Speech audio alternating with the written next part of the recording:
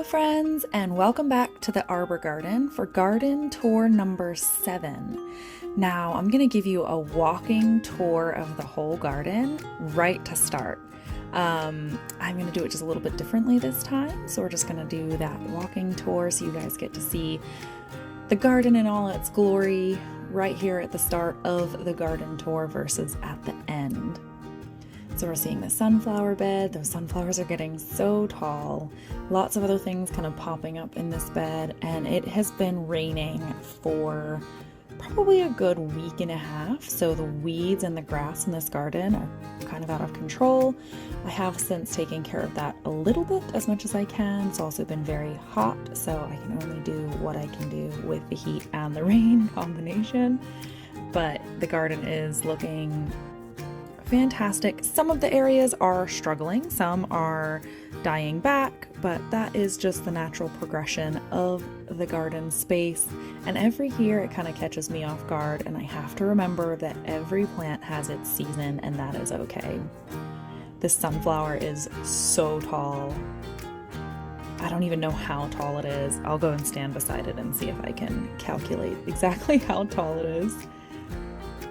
This daisy is doing amazing, and just today I went ahead and deadheaded all of the plants, all of the flowers that needed to come off, so hopefully they all continue to produce and put on new flowers. The zinnia bed all the zinnias are just exploding in growth and flowers, and it's just so rewarding. I love zinnias, and so do the pollinators. So there's the walking tour of the garden on garden tour number 7. Now, I did this footage probably June 24th or so, and now we're coming back to the entrance arbor, and I'm showing you the Japanese beetle damage, which isn't as bad as last year, but it is taking a toll, and I think it's stunting some plants. And others don't seem to be very bothered by it, but it is just the nature of it. This zinnia color is probably my favorite. It's like a corally, peachy pink. I don't even know how else to describe it. It is absolutely breathtaking. And then, for whatever reason, this side is taking the hit for Japanese beetles just a little bit more than the other side. And there's no rhyme or reason to it, I don't think. Maybe that side's struggling a little bit more as the plant isn't as healthy. But here we are again in the sunflower beds. These sunflowers are getting very tall as well. These are probably taller than I am, and I'm about, what, 5 3/4 or so. The zinnia color is so beautiful. And then the gerbera's flowered, and it's this bright red color, which I tried to do this garden tour while it was cloudy and overcast. I feel like that gives the most true colors to the garden. But as soon as I came out to do this garden tour, the sun came out, even though it was supposed to be cloudy. And so, you know what? I just went with it because I'd been waiting to do the garden tour for a week, and I couldn't hold it off any longer. So you see all of these beautiful zinnias popping up and flowering. These sunflower seedlings that we planted are putting on a lot of height, and I love sunflower leaves. I think that they are so beautiful. The color of them, the shape of them, I just think that they're very, very intriguing. Now we're moving on to the zinnia bed over here, and as you can see, we have lots of different colors and zinnia kinds, which is exactly what I was going for. And this Cosmo bloomed, and it is everything I wanted it to be, aside from the fact that the Japanese beetles also think that it is a fantastic treat just for them. And so that's been kind of discouraging, but that's okay. I know that it will continue to grow, and it'll continue to put on flowers, and I'll see it, throughout the season, and the Japanese beetles will go away, and that plant will put on lots of new flowers, and I'll be able to see them in their full glory. So more zinnias, and as I go, I'm trying to tuck them in behind this string that I put around it. Although they kind of have a mind of their own, which I guess that would probably happen. But I am doing my best to keep them within the confines of that string and out of the aisles. But man, these are just so beautiful. And it's so hard to capture the true beauty within the garden in a video. The colors are just so vibrant. The feeling of being in the garden and all of that, something that I do my absolute best to capture, but it's relatively impossible because each person experiences a different emotion and feeling in the garden. Here are the zinnia seedlings that I put in, the seeds that I seeded, and I think they're slow because they're being shaded out by the other zinnias. And I was hoping that they would get, this one is a candy cane zinnia, and I'm so excited to see it's there. It's just so very cool looking. But those other zinnias, these are lemon basil that I plopped in here, and I'm taking the little seed pods off of it because it's desperately trying to just go to seed. Here's the oregano that I have sitting at the end. Back to those little zinnia seedlings. I was hoping that they were going to be able to get big enough quick enough, but I don't think that they were able to. Now we're in the volunteer zinnia bed. As you can see, it's almost all zinnias. Everything else is being quite shaded out by the zinnias, aside from what's in the front, which is the chives and a little dill plant right here. And I'm thinking I might go in there and actually pull out the other stuff and plant them in a better location for them so that they have a little bit better of a chance.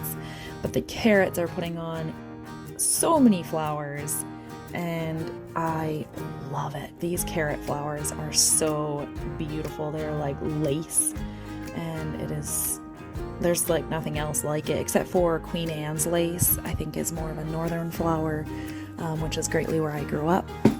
So they remind me of that. The willows are looking amazing.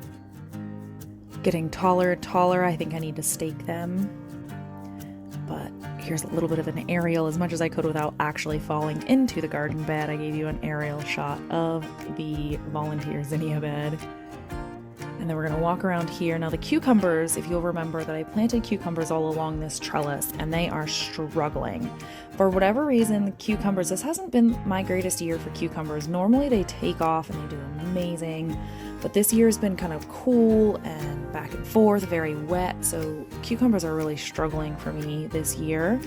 And those are also getting shaded out by the zinnias. So I'm not quite sure what I'm going to do for that. Now this is that volunteer tomato that was growing kind of under the peas.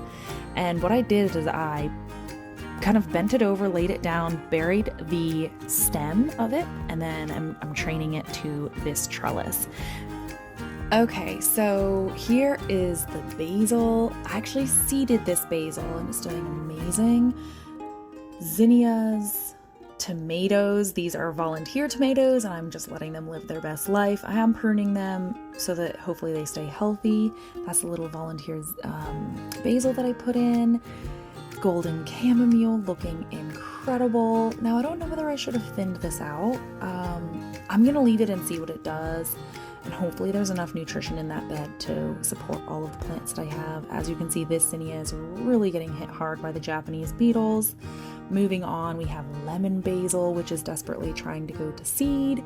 So I just go out there and pick all of those off to try to prolong it. Now, the cucumbers on this side are doing much better, and I think that it's because they are getting consistent sunlight, but even they are struggling. And I've picked quite a few of the flowers off to try to help them get a little bit bigger before they put on fruit, but they're putting on cucumbers anyway, as you can see. Hello, cucumbers.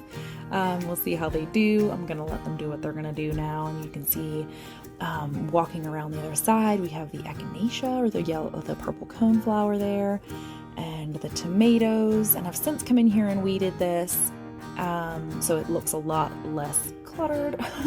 But here is the tomato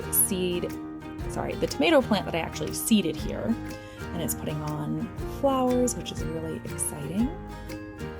Moving on to the daisy bed and the rose bed. Now we have the squash down here, and I'm just keeping this around because it puts on really pretty flowers and adds a pop of color down there at the bottom. And then we have the crepe myrtle there, or the crepe myrtle, depending on where you're from. I don't know quite how to say it. The chives in that pot are looking great. The daisy looks amazing. I absolutely love this flower. It's putting on so many blooms, and I've since come out and deadheaded it again. Now the strawberries are just overcome with what we call crabgrass, and I'm scared to pull it out aggressively because I don't want to dislodge the roots and then kill the plants. This rose is being hit. This is another one that's being hit really hard with the Japanese beetles, and it is every year. Every year they just annihilate this plant. So it's dying back quite a bit, and I'm not sure what I'm going to do with it, whether I prune it all the way back and then let it kind of dormant over. I really don't know. I don't know what to do with that rose at this moment. As you can see, those cucumbers are not doing very well. I transplanted this tomato over here, so we have another tomato on that trellis, and it's doing great. And then we have the strawberries. I think these are everbearing, as an everbearing variety of strawberry growing there. And then we have that little tomato plant looking fantastic because I gave it sunshine when I pulled the peas down. This tomato plant is also looking really good. Now in the log garden, I'm being hit pretty hard with tomato hornworms, although I have not seen any up here so far, but it is definitely time to get the ultraviolet light out at night and make sure that I'm looking for those. Here we've got some more volunteer tomatoes. I have a feeling I'm gonna have tomatoes coming out my ears, but that's okay. I am looking forward to that and preserving lots of them. And then the zinnia, this little spot I don't think has very much nutrition. Okay guys, rosemary is so difficult for me. I do not know what it is. The rosemary, they always do this. They look great, and then they start to brown on the leaves like you just saw, and then they just swiftly die. Does anyone have any advice on how to grow rosemary? I love rosemary, desperately want to grow rosemary well, but I very swiftly will kill a rosemary plant, and I do not know why. This dill looks really good. I'm excited about that. The chives down there aren't looking as good as the other ones, but it's surviving. We have the chamomile right there. More carrots achieving at life. Look how beautiful that is. It's just like, oh, it's just so beautiful. And the pollinators love these carrots, the carrot flowers. As you can see, the Japanese beetles also love them. More strawberries over here. And one more little peek at that tomato. And that one too. Okay, here we go with some kind of hibiscus that my grandmother-in-law gave me. And the camellia looks amazing. Look how green those new leaves are. So the old leaves are still looking pretty rough, but the new growth on that is looking fantastic. So we've got this daisy coming up, and I'm looking forward. I think this daisy is going to look so much better next year. And the sunflowers are blooming, which just makes my heart smile. Me and my friend were discussing this the other day, and I saw so many flowers around her house, or sunflowers around her house, and I was just like, don't they just make you smile? Like it's just, oh, sunflowers are just the happy flower. I mean, all flowers are happy flowers, but there's something about a sunflower that just makes you smile in a different kind of way. Now, this is my first red sunflower, and as you can see, it's not actually red. That does not look like what it was promised on the packet, in my opinion, but they're still beautiful. But I still haven't figured that out. That has happened to me the last time that I planted this variety as well. And these dwarf incredible sunflowers are amazing. Now moving on to the wheelbarrows. Now you can see it just kind of looks like a hot mess. It's beautiful, like the flowers are beautiful, but it's just kind of all over the place. It's not really what I pictured. I am going to enjoy the flowers as they last, but there's also weeds in there. Now this one, I took all the nasturtiums out because they looked dreadful, and I'm kind of saving the seeds from them. I laid them out so they could dry a little bit more. And I think what I'm going to do is transplant the petunias into that space possibly, or the zinnias. I'm not sure, or I'm just going to put more marigolds in here. Now I'm just going to give you a little bit more of a walking tour of this bed. This evening primrose is massive still, and it's kind of looking sad, but I noticed that the flowers actually open during the evening, which given the name, makes sense. And I've actually had hummingbird moths coming to that flower. My friend was just in town for a little while, and we were sitting out there, and we saw 6 of them covering that plant, and it was just so special. And so I think that confirms that it is actually an evening primrose, because it really only blooms, like the flowers really open up during the evening, and that's it. This red gladiola is striking, and this is one of those flowers that the camera just doesn't fully capture. It is just absolutely stunning, such a rich color. Now these are the pots along the fence. They are looking pretty terrible. Here we go, we're going to walk out of the garden. And this is going to be it for this garden tour. I'm going to start splitting the garden tours up between the arbor garden and the log garden. It's just too much to try to fit into one video and into one kind of footage session.